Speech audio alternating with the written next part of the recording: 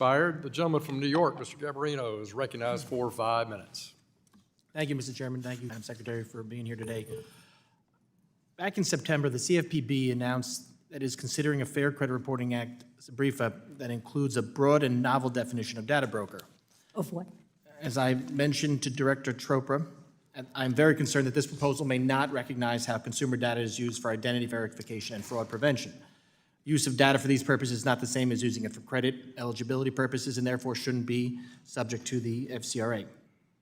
Further, the companies that provide identity and fraud prevention technology to financial institutions should not be regulated under the FCRA, as they are already fall under the Bank Secrecy Act, the USA Patriot Act, and the Graham-Leach-Bliley Act.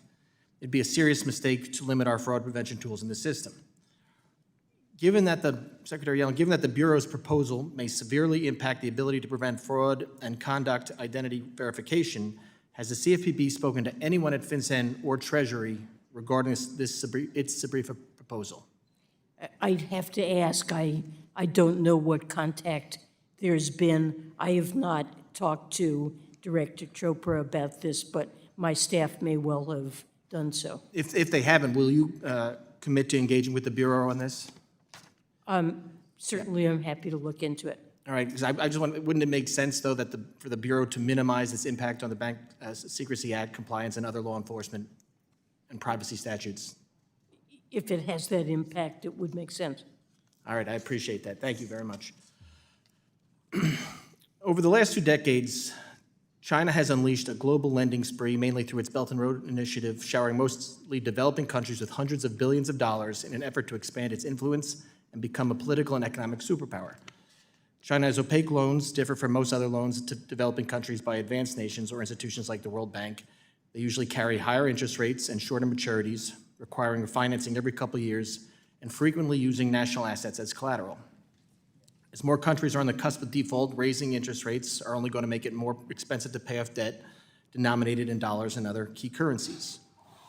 Secretary, what should the role of international financial institutions be in addressing the needs of those that have outstanding Chinese debt and are currently in desperate need of relief from Beijing?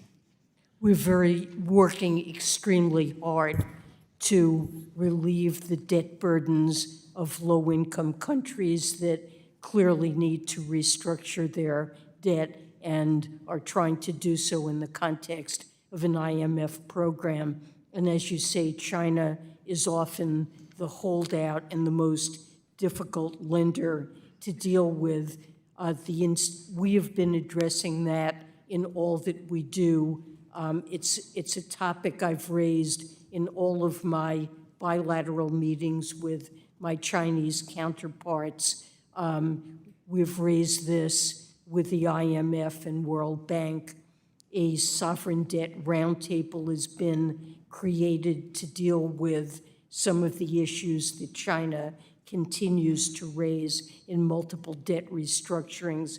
And while I still have serious concerns, some progress has been made in the context of common framework debt restructurings. So Zambia, Ghana, for example, are countries where progress has been made. China's come to the table, but there is more to do, clearly.